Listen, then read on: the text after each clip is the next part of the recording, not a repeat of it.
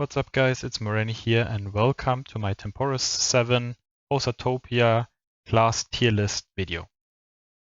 As you see on the screen, OSATOPIA starts on the 29th of June and we can already pre-register.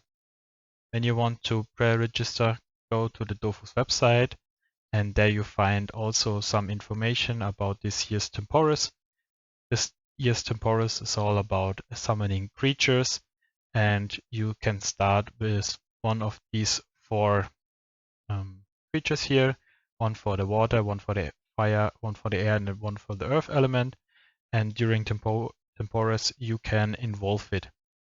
And you get some pets and some pets mount, which are cosmetic stuff.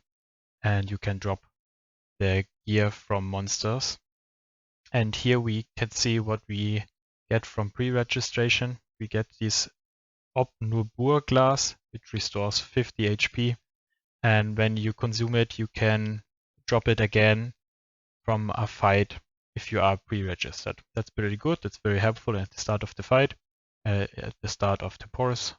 And also you can reserve your character name and sign up with your friends so you can see when you register where your friends are on which server they are. And as Benjamin said in his live stream video, most of the English content creators are on the server Zap. So I will also register on the server Zap. And I want to start this video off with the Ecaflip. The Ecaflip is listed as a damage dealer and buffer, has a difficulty of 1, and his passive spell is called Lucky. The Ecaflip monsters gain 30% critical hits, and if they crit 50 power, his first spell is completely luck-based. It can increase power, AP, MP, and shields. His second spell is called Ecaflip's Luck. It's like the normal spell from the game. And his third spell is Catnip. He can increase their AP, the MP on the ally, and also can teleport one cell, as you can see in the video down below. For me, this class is okay, but it's not so strong, I think. So therefore, I would list it in the C tier. The second class is the Eniripsa class. He's listed as a healer, buffer, and debuffer, and has a difficulty of 1. His passive spell, Fontaine of Youth, heals the monster at the start of their turn, and when they suffer damage during their turn, they get additional healing at the start of their next turn. The healing goes up from 5% at level 1 to 10% at level 180. Next spell is the Frightening Word. This one repels the target, so pushes one back when it's your ally or your monster. And if it's an enemy, it applies the Frightening state on it. It reduces the effect duration and it erodes it. And the erosion goes up to 15%. Sadly, you just can use the erosion and the effect duration just once, because when you cast a spell, the frightening state is on this and the effect does not apply if the target is already in the frightened state. Next spell is the Fulminating Word that heals allied monsters, and this bounces over on 2 cells to the next one and heals it also. This spell does not depend on characteristics, but I don't know how high this will be, and the healing goes up as you level up. And the last spell is Stimulating Word. It applies the stimulating state on the monster, so you get 2 AP and power. This also goes up. You level up to 200, and the heals you receive are also increased. And this is only usable once per turn, which makes it a little bit less effective in my opinion. So this the Eniripsa is a very easy and straightforward class. I would say he really benefits in group fights with the fulminating word because it heals in an area of effect and bounces further. But I would say that's not so good class for this year Temporis, so I would list him in the D tier. Next one is the IOP. The IOP is a damage dealer like in the normal game, a buffer and positioner, and has a difficulty of 1.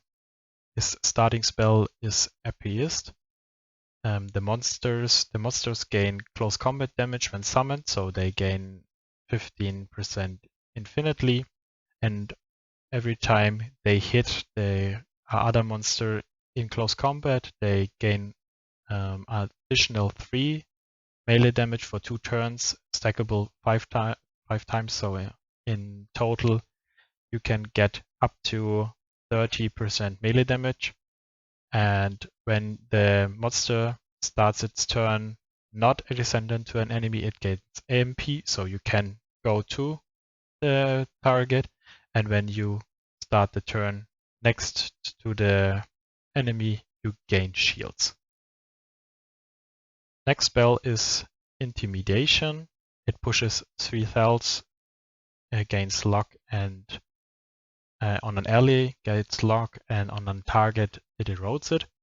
And this also goes up when you level up.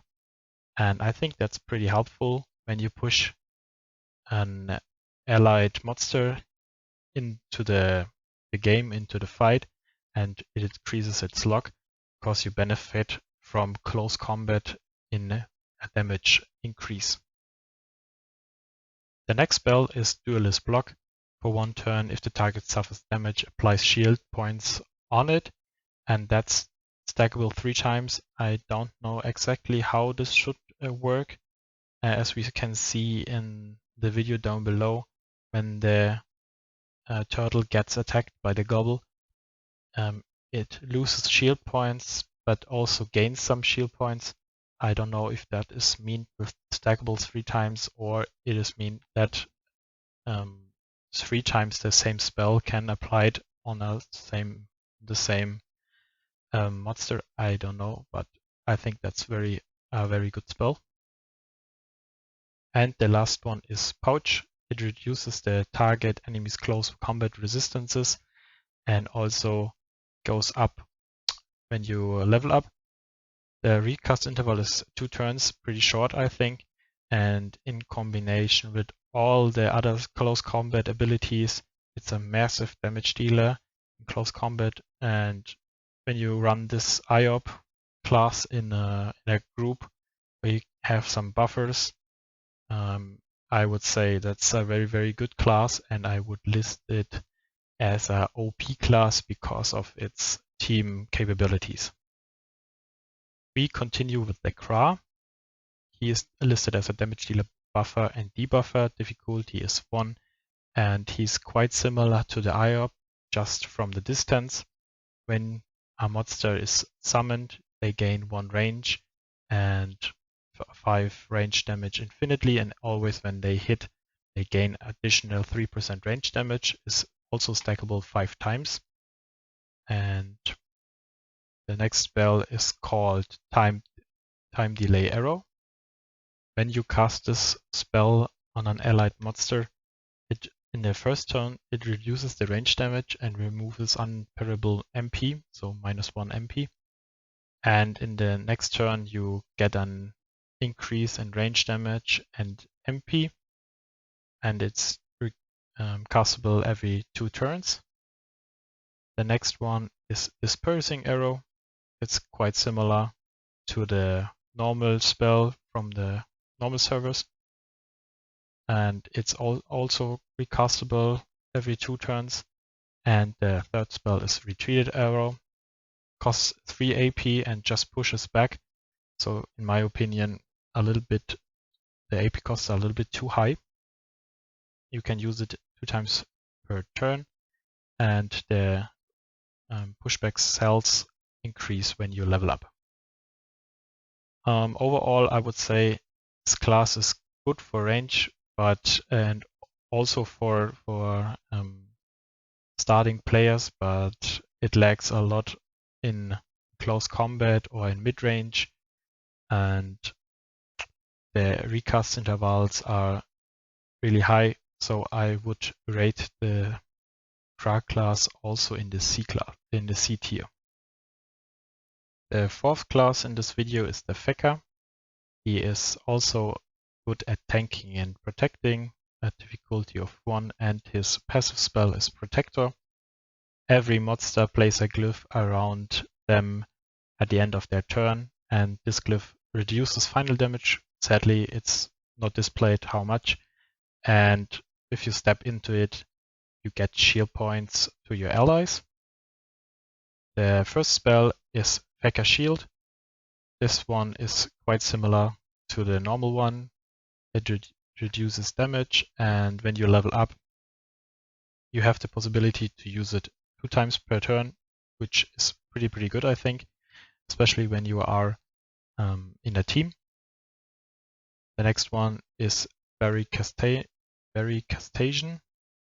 It is a combination of Barricade and Bastion.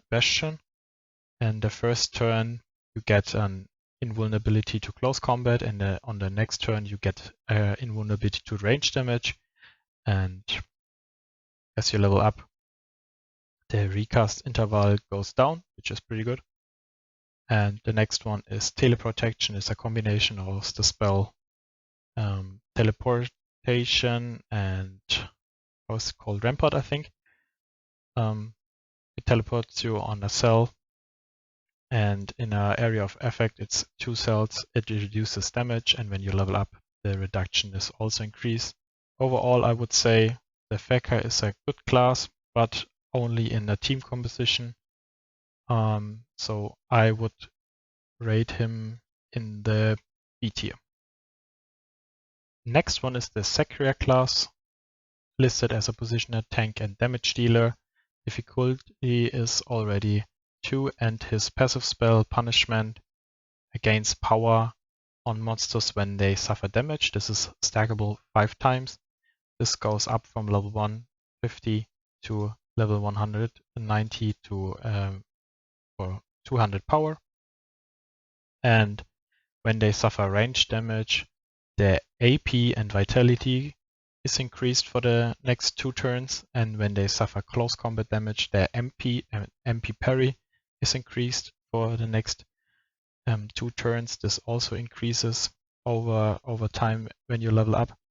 For me, it would be better, I think, when it's switched, when you get MP when you are suffering range damage, and when you get AP when you get close combat damage, but I think this would be too overpowered.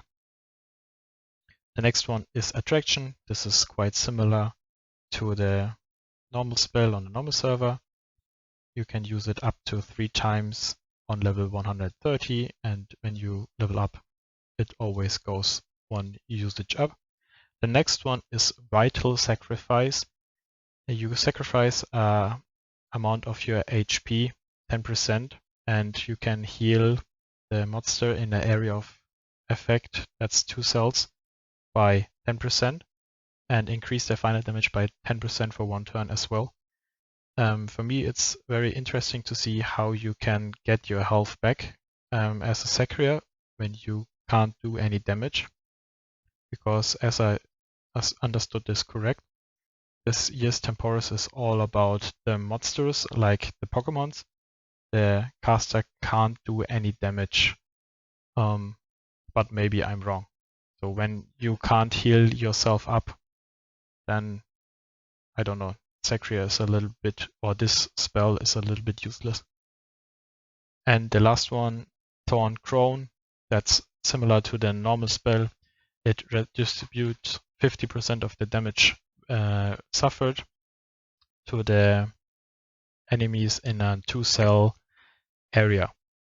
As I said some seconds ago, when the Vitality Sacrifice spell, when it's not clear how to get your health back up again, then the Sacrier is not as strong as it looks.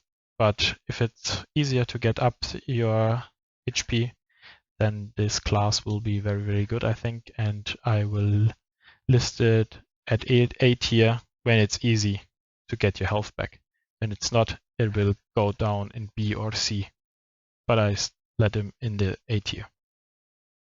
The first class with a difficulty of 3, the Sadida. He is listed as a debuffer and healer, and his passive spell turns monsters into trees and places a glyph around them that heals allies at the start of their turn. I'm not sure if the monsters get out of the tree mode or the tree state when they start their turn. That's not clear for me. And the first spell is Poison and Root. It applies the infected state on a target enemy and removes MP parry. And sadly, this is a cast spell from a 4 to 8 range, so when it's close combat, you can't cast it. That's a little bit, not so good. And you only can cast this spell once per turn. The next one is Earthquake. Around the Sadida's monsters, you can attract the enemies, and as you can see, if they are in the affected state, the effect is higher. It also reveals invisible entities, and it increases the damage suffered by the enemies. That's pretty nice. And the last one is Proximity Poison. That's also quite similar to the normal spell on the normal server. It applies the affected state around a monster's tree in a circle of 2 cells.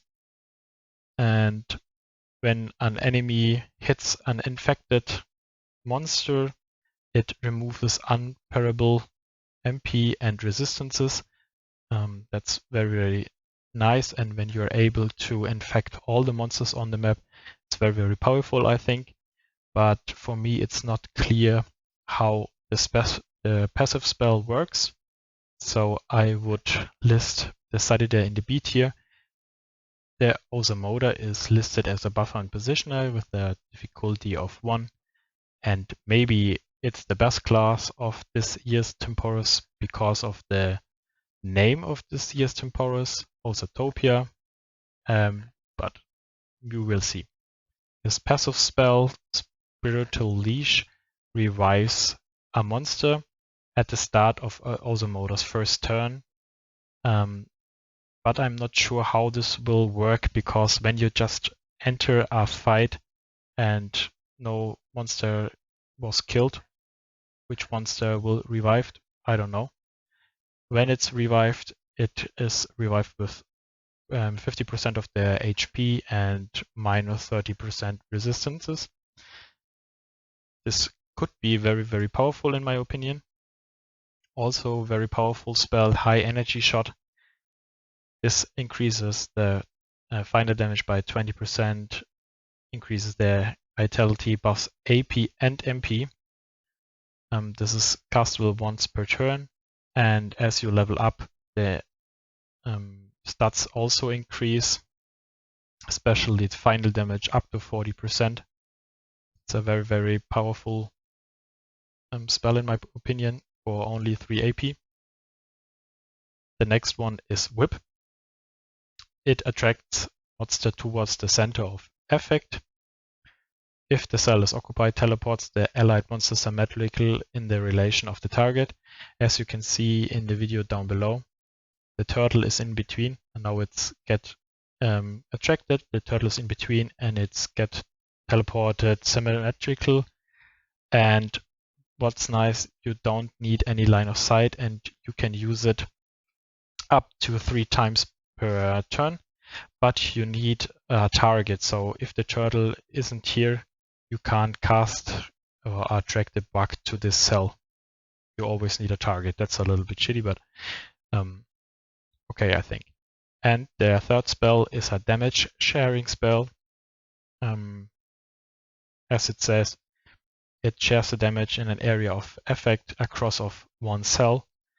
Recast interval is 4 turns, and I think in group fights where you can place more monsters in this area, this can be really helpful and powerful, and therefore I would list it as an OP tier in this year's Temporis 7. Next one is the Enutrof, a buffer, debuffer, and damage dealer with a difficulty of 1. And his passive spell Nomad is very interesting. When your monster use MP, they gain power, but also starting from their second turn and 5 turns, they get older and get eroded. This the erosion is not increased, but the power is increased. And this can be really powerful with the spell Acceleration. You can boost your monster to MP when you cast it on them, and when you cast it on yourself, you apply the unlockable state. And this combination with increase of MP, you can boost more power. That's pretty cool, I think. Another spell is Clumsiness. Like the normal one, you reduce MP, but you can cast it only once per turn, and thus this spell goes up as you level up. A little bit less, I think, but it costs only 1 AP.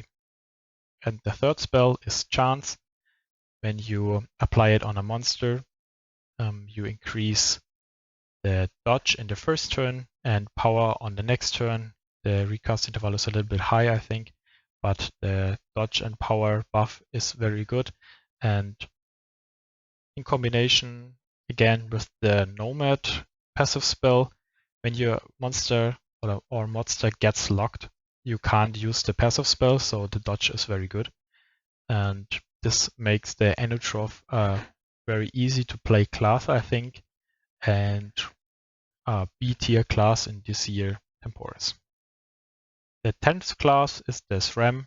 He is a positioner, damage dealer, and debuffer. Difficulty is at 2, and his starting spell gains monsters final damage when they are invisible, and when they become visible, they become the unlockable state and increase their MP. I don't know what I should think about this, because this only works with your spell Mist, which places a glyph aura that makes all allies invisible. You can use this once per turn, and the recast interval is 3, so you just can benefit from your passive spell every 3 turns. I think that's not very powerful. The second spell is Thick Red Trap, that places a trap that attracts entities towards the center and removes dodge. As you can see, when the Sram steps on the trap, all entities get attracted. And the next one is Fear. This is similar to the spell in the normal game. It repeals the target and the range goes up as you level up. And you can use it 3 times per turn, that's pretty cool, I think. But overall, the combination of the passive spell and Mist, and the fact that the global recast interval is also 3, so it's not useful to take more Srams in your team to benefit from this passive spell. Comparing to the normal game difficulty of 3, the Xelor is in this year's Temporis a difficulty of 1 and a debuffer and buffer. And it seems like he has a comeback to the good old times where he was the #1 AP reduction class. And that's because of the passive spell and his spells in general. The monsters gain AP and AP reduction when they are spawned or summoned. And when they remove AP, they increase their AP and their power for the next turn. And this increases over the time when you level up. But therefore you need monsters that reduces AP when they attack.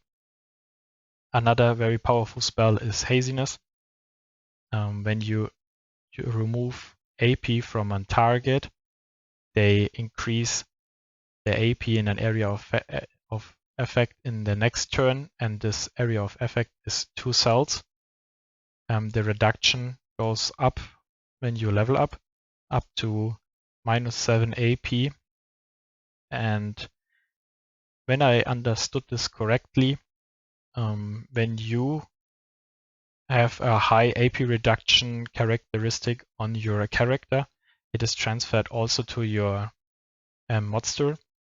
And this combination could be very powerful. The second spell is Counter. For 2 turns, if allies in the area of effect suffer close combat damage, they reflect it and increase their AP, which is stackable 3 times. That's quite similar to the normal spell, but the AP increase is not there in the normal game. And Flight, it's also similar to the normal spell. You can cast this up to 3 times per turn, but just 2 times on a single target, and increase your dodge, which is very helpful. And as I said before, the combination of Haziness and Oracle can be very powerful, also counter very powerful spell, which makes it for me in this year's Temporis OP tier. The next one is the Pandawa. He's listed as a positioner, tank, and damage dealer with a difficulty of 2, and his passive spell Alcoholic applies the drunken state on even turns and the sober state on odd turns to the monsters. And when they are in the drunk state, you can see it down in the picture here. That's the green icon is the drunk state. They get an AP and lock increase, and the sober state, it's the blue icon. They get a MP and dodge increase. And this is also goes up over time when you level up. The next one is Stain. It is quite similar to the spell in the normal game. It reduces effect duration, and if the target is an enemy, it removes power. This also goes up. But if you cast it on a drunken allied, so the drunken one with a green icon over it, it increases the resistances. The green one are on even turns, and on odd turns it's blue. And when you cast it on a blue icon, the power is increased. This goes also up when you level up. The next one is Stabilization, also quite similar to the normal spell, but on drunken monsters, remember green icon, it increases AP and AP parry, blue icon sober state, and on odd turns it increases MP. And then for a Pandawa, we need the pickup and throwing spell. The pickup spell is Karasham. You have to stand next to an ally, and when you cast a spell, you get 100 minus MP, and then you can cast the spell Kamjak, and it depends on whether the monster is in a drunk state or in the sober state. When it's in a drunk state, it attracts the enemies and applies shield points to the monster you throw, and then when it's in a sober state, it heals it and pushes the enemies away. And if the target is an enemy, it increases the damage suffered. It's like the invulnerability spell in a normal game. But for me, it is not clear how this should work, because you can use the spell 3 times per turn, and when you cast it the first time, and when you get 100 minus MP and not all enemies are around you, you can't use the other spells, so I don't know. And therefore the Pandawa is in the D tier. On the regular server, my experience with Rogue is not so high, but maybe I give it a try in this year's Temporis. He's listed as a damage dealer, healer, and positioner with a difficulty of 2, and his passive spell Bomb transforms the monsters at the end of their turn in their bomb and transform them back when they start their turn. They gain 1 combo from their second turn if they are not being activated, and I think it works like that because you have 3 spells, not 3, 4 spells. 2 of them affect the bombs. The first one is Explosion. When you explode the bombs, they get transformed back to the monsters, and in an area of effect, you apply damage. I don't know how much damage, and maybe this is the only class which can do damage during the caster's turn. And like normal bombs, if they explode and another bomb is in an area of 2 cells, this bomb explodes also. The next spell is Heal Explosion. This one also explodes, but the monsters get healed and get a damage, a power buff. Depending on their combo bonus, they get healed more and get a higher power buff. And this is also working like the other explosion spell in an area of 2 cells. If there is another bomb, this bomb explodes also. Third spell is Kickback. When a monster is a bomb, the monster gets shields and gets a further pushback. And when it's a normal monster, it just gets pushed back by 1 cell. And the last spell from the rogue is Crossing. That's like the normal spell in an area of a 3-cell cross. You can attract all entities towards the center. Overall, I think the rogue is a very strong class. Maybe a little bit difficult with all the bombs and explosion and heal explosion, kickback and stuff. But I would list it in the A tier because he can do a good damage, and maybe is, as I said, the only class that can do damage during their turn and has a nice positioning abilities. So that's the reason why it's in the A tier. Next one is the Masqueraider. He is listed as a damage dealer, buffer, and protector, like in the normal game, with a difficulty of 2. And his passive spell is Mask Masqueraider. And when you apply a mask, you get additional bonuses. And as you can see, when you apply 1 mask, you always get 2 bonuses. So for example, if you apply the Psychopath mask, it is castable in a circle of 3 cells, and you gain 75 power, and this goes up and up. You get also from the passive an increase in close combat damage. That's 15% melee damage for 1 turn, and also an increase in range damage. That's 10% range.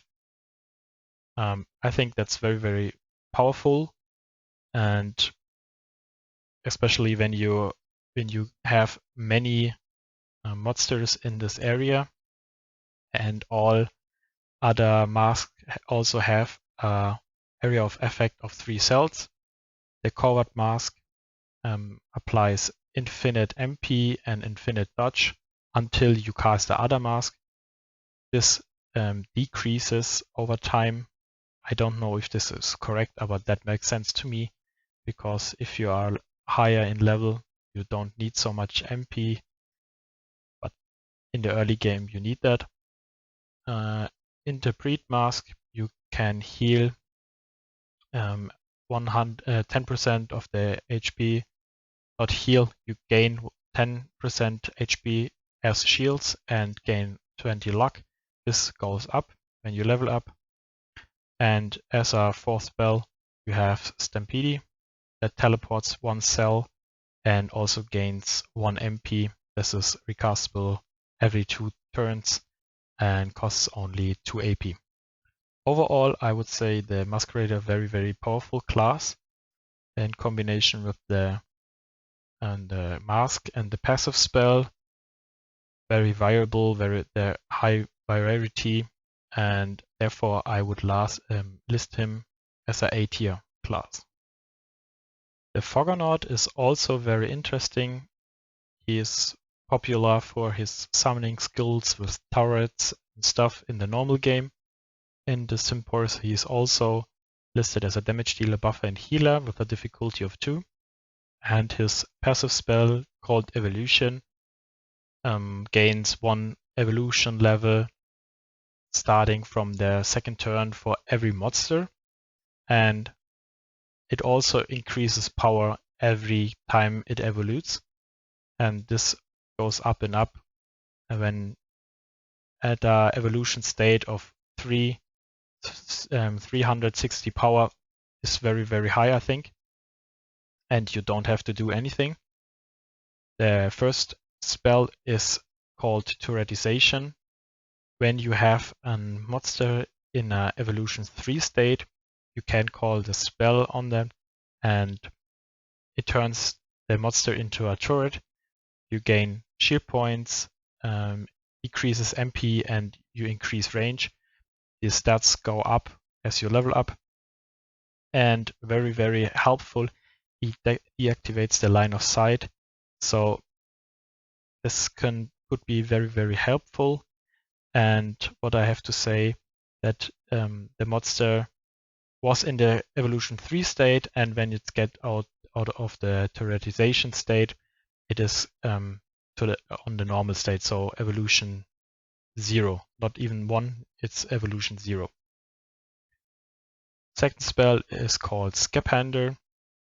That's a pretty forward buffing skill. I think in normal game it also gets 1 MP, but in the Temporis server it doesn't. It's castable in a 1-cell cross, and at evolution 0 you gain 5 damage and 10 pushback damage, and at level or evolution 3, 20 damage and 25 pushback damage, and this goes up when you level up as well, which is interesting that when you level up at level 60 and level 150, you have 3 uses per turn. Very, very powerful, I think.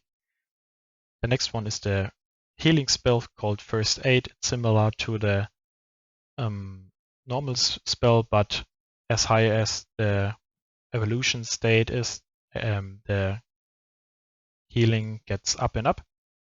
And this one is also castable 2 times per turn. Very powerful healing spell, in my opinion. But as the Scapander, it also consumes 1 evolution level. So when your monster is in evolution 3 and you cast it on it, it's in the evolution 2. When it's in the evolution 0, it doesn't affect anything. And the last spell is Tone It Up. You basically just increase 1 evolution on your monster, and you can prevent that the evolution is consumed when you use Scapander or First Aid, but not for the Turretization spell, which is okay. I think that would be too powerful. And overall, the Foggernaut is a very, very powerful class, I think, and therefore I would list it in the A tier. The Eliotrope is maybe my least played class in the whole game, and because of its difficulty, it's not so interesting to new players and also not interesting to me for this year's Temporis. He is listed as a positioner, debuffer, and healer, maybe the best positioner in Temporis, because the Pandawa is maybe not so good, but you have to know this class very well, and that's nothing for new players or starting players, in my opinion. You have the passive spell Teleport. When your monster steps through the portal, it gains power and it gets healed. This goes up when you level up. The first spell, of course, is Portal. It places a portal. You can use it 2 times per turn. And when you cast a spell through this portal, the damage is increased and the healing is also increased, I think. And the second and last spell, this class has only 2 spells, is the spell Neutral. It costs 2 AP and you only can use it 2 times per turn. It deactivates a portal. And because you only can use it 2 times per turn, you can't close all portals at the same turn, which makes it very, very hard in fights when you don't know the class very good. So because of that fact, because of their difficulty, I would list it in the D tier. Second last class is the Huppermage. Some of you know this class from the normal server. It benefits really from casting every element, and also this mechanic comes to Temporis. He's listed as a positioner, damage dealer, and debuffer, and I won't explain all on this class because it has a lot of spells where you can increase lock resistances, push, attract, switch, teleport symmetrically, and stuff like that. Increase power, increase AP, MP, and heal the monsters depending on their element. Important for this class is that you have different monsters with different elements, and you have to know which combination does which effect. So that's very important for this class, and I would recommend this class only for experienced players that know the mechanics of this class. It's not similar to the normal server, but if you know which combinations are good and which combination do different effects, then you can this class will shine. And the third spell is Journey. That's quite similar to the normal spell, but it doesn't do any damage. Teleports to 1 to 5 range and has a recast interval of 2 turns. Because of the complexity, I would list it in the C tier, but I think the class is a very powerful class. And last one, the Ouginak. As in the normal game, he is a tank and damage dealer. They added debuffer to this one. His passive spell called Pack works only with the prey spell, and when the prey state is applied to an enemy, when the monster hits the enemy, they heal themselves, but at the same time they suffer more damage when they are attacked. This is stackable 10 times. Of course, we have the prey spell. This is similar to the spell in the normal game. Second spell is called Off the Pack. When the enemy is in the prey state, it attracts all of the caster's monster towards the target. It attracts 4 cell and can be casted once per turn. The third spell is called Sniff. It doesn't work like the normal spell. When you cast it on an enemy which is in the prey state, you switch the positions, you apply 25% erosion on that, and your caster, your Ouginak, gains 3 MP. This can be very, very helpful in my opinion. The recast interval is 3. And the last spell called Gnaw applies this troop state on your monster.